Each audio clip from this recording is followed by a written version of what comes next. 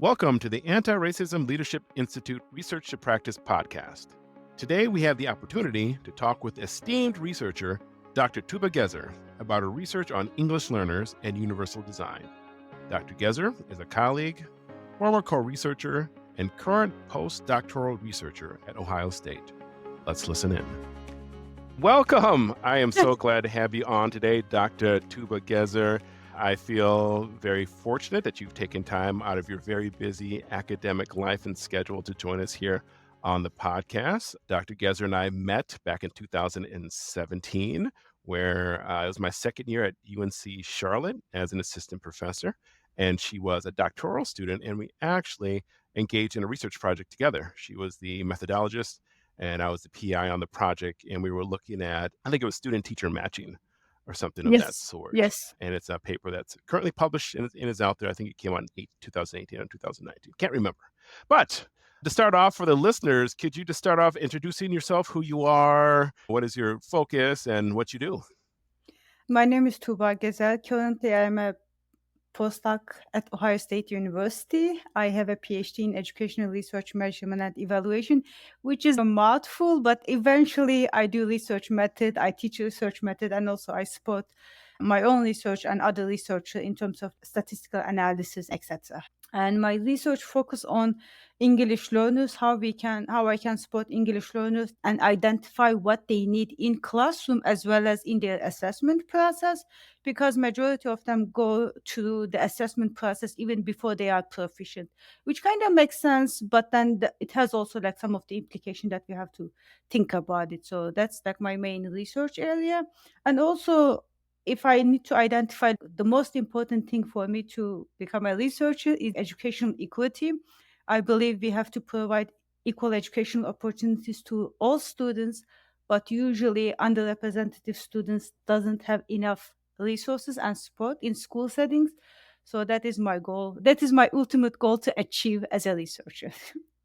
Wonderful. And we need folks who do the research, do the quant work, because most practitioners don't. I do not, absolutely. And I don't have time to learn it. So we appreciate folks who do work like you do. So tell us a little bit about what drew you to your work around English language learners. Why do you choose to study this?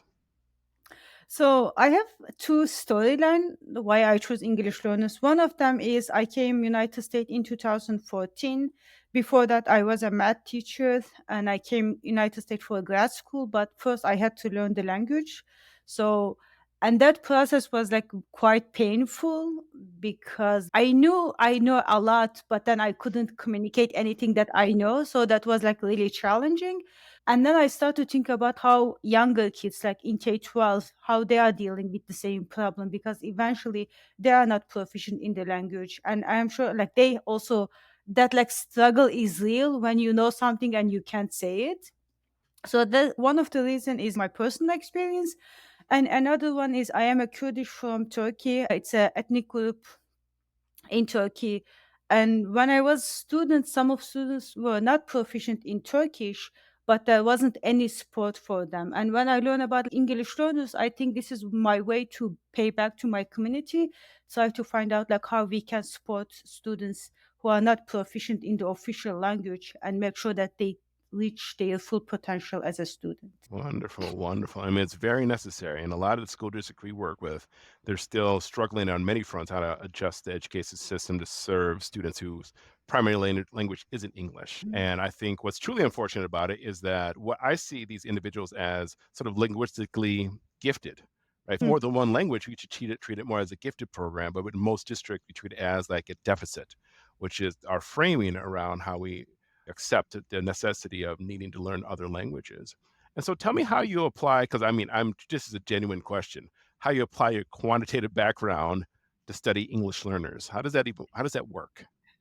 Oh, there are like so many ways. One of which was part of my dissertation. So eventually, the meta-analysis is one way to summarize all the quantitative research and try to find out the overall effect size. And test accommodation is one way to support English learners in their assessment process. Eventually, they can use dictionary, they can have extra time, but how effective all of these accommodation eventually. And I used again like quantitative meta-analysis to answer that question, and I found out that eventually there's a significant difference. It helps students to demonstrate what they know better when they use test accommodation in their assessment. And also, it doesn't give them like any additional benefit. It just helps them to demonstrate their ability in that content area. And another one is like any survey study can be quantitative research, and also quantitative research allow you to find the relationship between different variables. So for example, if I want to examine the difference between the relationship between their self-efficacy, language proficiency, and their academic achievement, again, we will need a quantitative research. Another one is like there are a lot of federal data set which they already have so many variables, and their data is usually quantitative. So another part of my research was looking at the federal data set and trying to understand the relationship between English learners with disabilities and their post-school outcomes. Again, we mentioned about like school district and also state assessment. They already have data. It is readily available, and we have to make the use of that. So one another study again, like I look at their assessment process, I look at their like content assessment and the relationship between the language proficiency and how these two interact with one another to a certain degree. So all of which unfortunately cannot be answered with qualitative research. So all roads lead to quantitative research, right?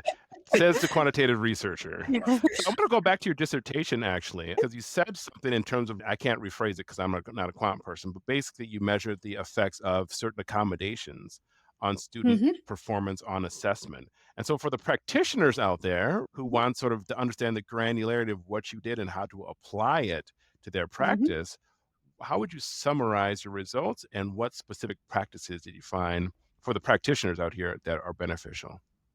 So I think first step is kind of just assuring them, because when the idea of like equality or everybody should or like standardized tests, everybody should have the same situation or like the same conditions. So when a student can use dictionary or can take a little bit extra time, and a practitioner may think, oh, this is not fair to other students, so everybody should have the same condition, but everybody is not the same. So I think the first step that I want them to understand from my research, just because they are taking additional sport doesn't mean that is unfair to other students, because basically the other student, they just don't need it. It's not like they lose something, they just don't need it. Even if they have it, probably they will not use it, because when we look at the research and they allow other native speakers to use those accommodation, but it didn't really improve their academic achievement. But when English learners use, it improved their academic achievement because it helped them to understand the question better so they could answer it. So I think my first step is just be still about it. It is fine. You are not like you are not creating an injustice in that setting by providing the accommodation. And I think another one is a suggestion, because research show this can be effective. But again, we have to make sure that students know enough about those things. So if students don't use like extra time or read out loud or dictionary in the classroom, because these resources are available to them based on their individual educational plan. So but if they don't use in classroom, then during the assessment they are less likely to use. So I think my another suggestion will be to make sure that what they know about their students individual plan and understand what is available those students in their assessment process, and make sure that they can incorporate those tools in their teaching practices, so we can create an alignment between learning environment and testing environment for English learners.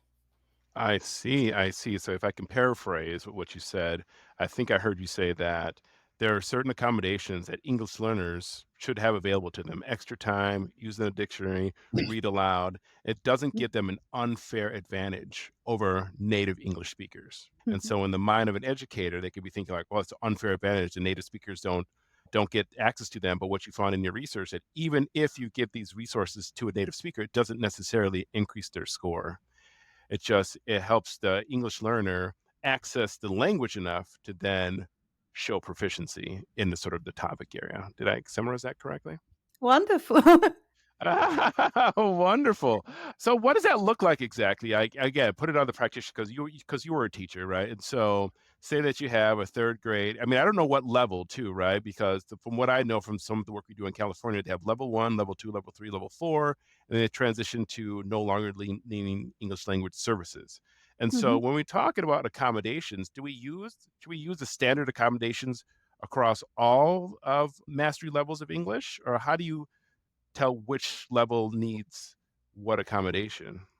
So I think that is like when it's the accommodation translate to a universal design, because eventually if a word is like really hard, even native speaker couldn't know, but it is not something we want to measure, then we want to give that students like the definition, because that is not what, if like in math assessment there is a word that I don't know what does it mean, I can still do the math, like, but then I don't know that word. Like knowing that word doesn't interfere with my content knowledge.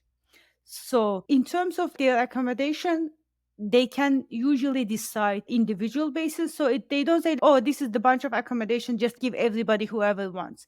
No, they talk to students and they try to identify like what they need, based on like they decide individual basis rather than a general. But then at some point students have to decide, especially when they are like getting more proficient and they are about to exit the EL status, which they will not be considered as EL. Then it's become, oh, do I want to exit EL status because then I will not have the accommodation, or should I stay here and then just make sure that I have all the support that I need? And that's why at certain point we stop talking about accommodation for English learners and try to make sure that we have universal design. And at that point, universal design aim to provide accessibility for all students, but then we can still look at what English learner needs in that universal design setting. I see. I see. Gotcha. Gotcha. So instead of seeing it as and special accommodations over in this pocket with these students, it's sort of a universal design around the understanding of who needs what within the space. And so, could you tell me a little bit more about your federal research, right? So, I heard you say something in the tail end of all the research project around Mhm. looking at federal data and comparing it EL status to lifetime outcomes. I believe, paraphrasing that in not the best way, but what can you expand a little bit more? Because I heard you mention it. Yes, so that was like another research project that I did part of my dissertation. I feel like I like my dissertation a lot. I feel I talk about it all the time. So I guess when we think about intersectionality, English learners with disabilities, they can get the worst of the two worlds, because they can deal with their disabilities, and also if they are not proficient in the language, then that creates like whole different set of difficulties. And research about them is like quite new. I would say like last maybe 5-10 years. Even before that, like nobody was talking about English learner with disabilities. But thankfully, federal data set, they start to collect data and they follow students from high school until they become until age of 25, and they try to find out what are their post school outcomes, like you said, like life outcomes, whether they have a job or not, whether they participate a college, it can be 2 year or 4 year, or whether they can live alone, or like in a dormitory, so they don't have to live with their families anymore. So like independent living. So those are the variables that I combine them and I create a latent variable, try to understand what is the probability, or like what is the effect of getting transition planning for again, like student with disabilities will take a transition planning at the end of in their high school, so it will prepare them to after post graduation. And then like how transition planning help them, how their parents expectation in terms of their independent living, getting job, employment, and also college education, how their parents' education will affect them, and also some of the demographic variables. And eventually, my study showed that all those variables are important. And when we look at this model overall, we can not only focus on one of them. It is important to create a holistic approach. If we only look at the school outcomes, then we are missing the parents' aspect of the support. But then if we only focus on this is their parents' job, then we are losing the school support. And these are like important aspects to implement in the practice. So, what can that tell us? What can your research tell us about studying all these sort of characteristics of students in school and then transitioning to adulthood? What can Mhm. your research, your findings tell us about what schools could do better, differently with regard to sort of post graduation outcomes? So family support or like family inclusion can be different, especially for adult kids and especially if they have immigration status. Sometimes students will have citizenship, but their parents wouldn't have, or parents wouldn't know enough about these resources to be part of it. And school can falsely assume that, oh, they just not interested in their students. And majority of time, they may just not know about it, or maybe they are not proficient in the language and they don't feel comfortable being part of the conversation. And in some cultures, schools or teachers are the authority, and they wouldn't want to challenge that authority by just basically saying their side of the story or like their opinion. And I think the inclusion and especially school needs to make sure that parents know enough about it to have an opinion. I mean, they can just ask them like, "Hey, what do you think?" And maybe they didn't understand anything, maybe they don't know what's going on, or they don't know what is available to them to choose. And they're like, "Oh, we will just like trust you. You can do the best." Yes, they may know the best, but they still have to make sure that they understand what's going on and the implication of those decisions that they are making in the transitioning planning for students and also for parents to make sure that they are I part of see. the conversation. And we hear this tagline a lot, parent and community engagement. And in terms of what that Mhm, actually means, because often we'll see, especially in our work, that we'll have parent night events on certain days, and then maybe 30% of parents would show up. mhm, And the outreach is not translated, and the event is not, they don't have folks there to translate on site. And then parents who do come, who don't know the language, are still as clueless as they are when they came in as when they left. And so it sounds like it's very important to be intentional around mhm. making sure there are opportunities for parents to learn about how the education system works, especially with relation to their child. And so, talk to me a little bit about what's new and hot. What are you working on currently? I okay, I'm gonna talk about like the one I mostly lead and couple that I am interacting with other faculty to create as a methodology. So again, I think a lot the I am okay, focus. I like systematic reviews and I think couple of them are right now under review, but then I start to create my own project about English learners and their academic achievement. This is one of them. And I am right now reviewing all the research since No Child Left Behind from 2001 until 2023. Whenever they include English learner and their academic achievement, I include all those studies. Those are my criteria. And right now, we start with around like 1,000 journal article or reports. Right now, we have around 3,000 that we are doing full text, which I think we have done about what the goal is to do that. And even looking at right now, based on our full text review, like the half of it, I can already see. And my main goal is to understand what are the effective strategies, what are the important variables that we should include when we are thinking about English learners and their academic achievement.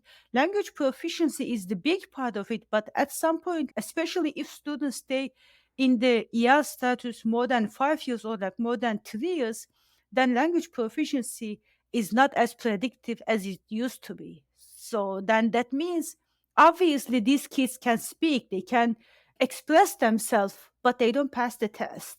Or like them not passing the test, what does it mean for their academic achievement? So I'm trying to understand what are the best way to support these students by leading and summarizing all the research that is out there right now. So that is one of them. Another one I kind of briefly mentioned about universal design, and I'm doing same thing for universal design. So I was talking about quantitative research earlier, but quantitative research doesn't respond every question. So eventually when I no, when I conduct meta-analysis, I could see the effect size and I see the magnitude of effect size, but then I wouldn't know like when they use this, how they use this accommodation, what else out there. So like that quality part of the accommodation cannot be captured by meta-analysis. So right now I am doing a systematic review with a couple of my friends about English learners and they're like universal design. I'm looking eventually universal design capture the accommodation. So I'm still including that part,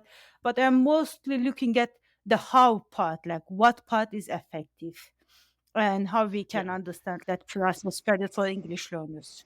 I'm over here nodding my head about I know very little bit about universal design, right? So I'm going to ask you to give us a short master class on what that means exactly and how that's different than as you talk about just accommodations over here. So what does that mean for the layman of us that nod our head because we've heard it before, but actually I'm not quite sure what that means.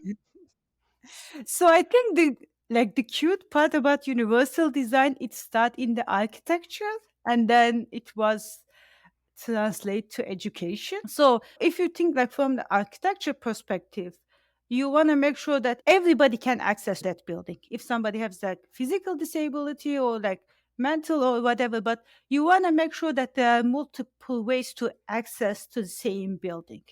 So take the same concept, bring it to the education. I want to teach them math. Not everybody know the same way. Like somebody will use the stairs, somebody will use the ramp, somebody will use the other back door. So there are different ways to access the same content. And in universal design, you are making sure that those different ways to understand the concept. So eventually, universal design for learning is giving different ways to access the information. The same thing about in the assessment process, we are like just say so universal design for learning in the classroom. In the testing setting, we want to make sure that if something is like looks hard or like maybe just like providing the pictures instead of writing down everything in a math assessment, we want to be intentional before they took the assessment. What part of this question or what part of this process may be challenging for students, or like give them magnifier if they want to analyze the pictures, or make sure that they have a pen and pencil if they want to write something down, or make sure that anything in the background is not distracted, they can focus on, or they can take a break. So all those different ways before students take the assessment, who is creating the test thinks about it and creates a way that it is more accessible to everybody. So it's not like only mainstream person who doesn't have any disability or anything, not just for them, but like anybody who may need something slightly different, and it is easy to incorporate in the process. Wow. No, that makes sense for me, the universal design in terms of architecture, because we'll often see on buildings, you'll see ramps, you have elevators, you have room numbers along with braille under the number, a number of different things where a lot of folks who, regardless, no, I mean, I don't think it's across the board, like totally for everyone, but as many Mhm. people as possible depending on your level of ability. And so, could you give us a for example? So, I'm a former math teacher. I used to teach fourth grade math. I don't know what you taught in terms of like your math teaching history. So, compared to how you used to teach, and now, I mean, maybe you always been on this universal design when you were a teacher back then. But I wish if that. you had to sort of okay, so in retrospect, for those of us who are like, wow, I want to make one of my lessons more accessible to English learners. So can you explain like just a specific lesson and how you would used to teach it and how you'd make it more along the tenets of universal design? So disclaimer, when I wish I knew about universal design when I was a teacher, and I think me learning about research, and right now I am teaching introduction to research method course, and that's when I'm thinking about universal design still. So the first thing is thinking about whether your tool, any online tool, passes the accessibility requirement. At the universities, usually you can work with your instructional designer and they will help you. So usually I think they consider PDF more accessible, but something's changed in that range. So I haven't quite understand what's going on in that sense. But let's think about the content. And again, since we both taught math, let's think about math. So we are teaching, let's say, multiplication.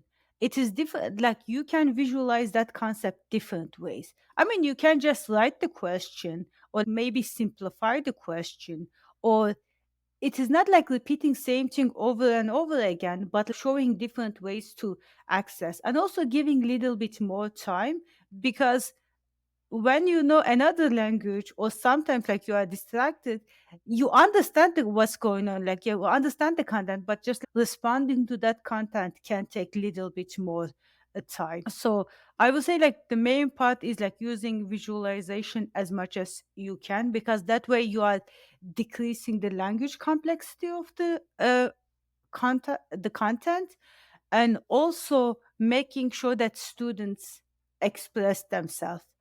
Because as a teacher, we have I mean, I had that tendency. I was like keep saying the same thing and I was like hoping they would understand.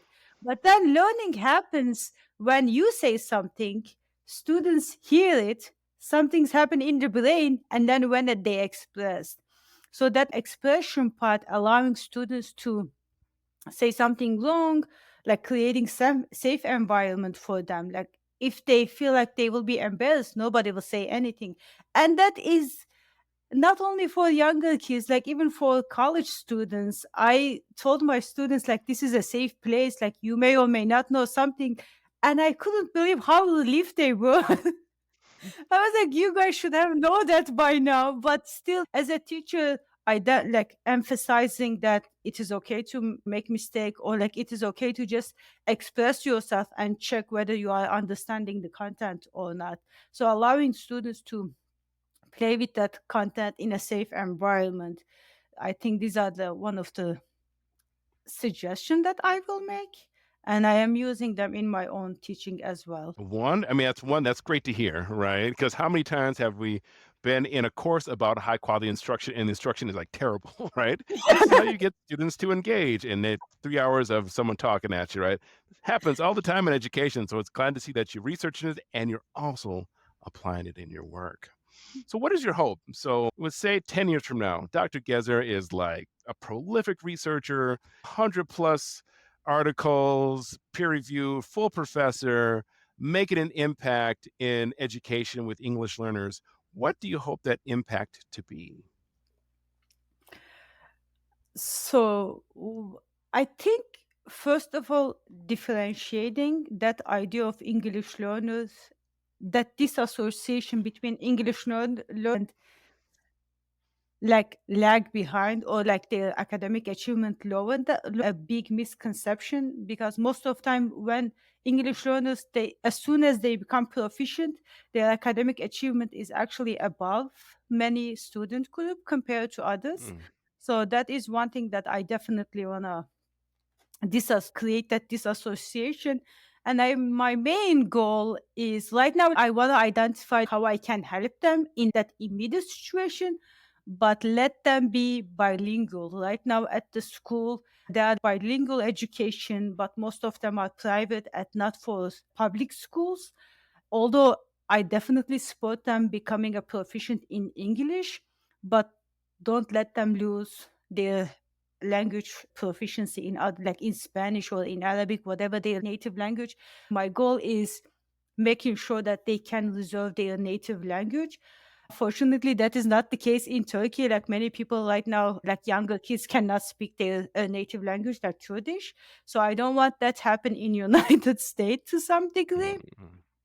So I think if I can see that like public schools support English learners as much as their English, also their native language, and also their parents are dedicated in that sense to make sure that their kids learn their English, but also preserve their native language. That would be my dream. I can die in peace then. Awesome. Well, 10 years from now, I'm going to look it up. Oh, major impact on English learners, preserving language and not seeing it as someone who's like academic enable. It's just it's just a language accessibility issue, which are problems within work and within practice. And often that's how students end up on IEPs, individual education plans, because educators don't understand it's a language barrier. It's not a knowledge barrier. So I Yep. can't be in more agreement.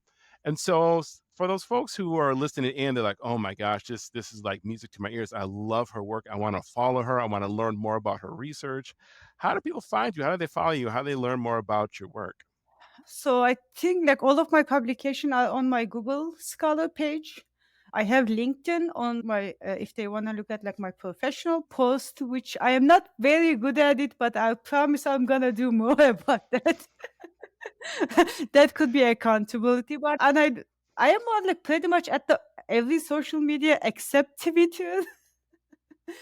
But they can find me on like social medias like Instagram, Facebook. But like my professional work will be on the LinkedIn and also on my Google Scholar. And also if they want to have a conversation or just like connect to some degree because of common interest, they can just email me at gezer.3@osu.edu. Wonder. Oh, I love it. You put it out there. You might get some emails after this one about folks who, hopefully, who listen to this podcast. And I really love what she's doing, and I want to learn more. I really thank you so much for again for taking time out of your day to have this conversation. I learned a lot, and I really appreciate you sharing your work. Continue to do the great work you're doing, and thank you for coming on today. Thank you so much. Thank you so much for having me. This was wonderful to connect with you. Thank you for tuning in to this episode of the Anti-Racism Leadership Institute podcast. Remember, the fight against racism starts with each and every one of us. Together, we can create inclusive environments in our schools that celebrate diversity and empower all students. For more information, visit our website at antiracisminstitute.com and subscribe to our channel. Join us next time as we continue to shine a light on the champions of change. Stay inspired, committed, and let's make a difference together.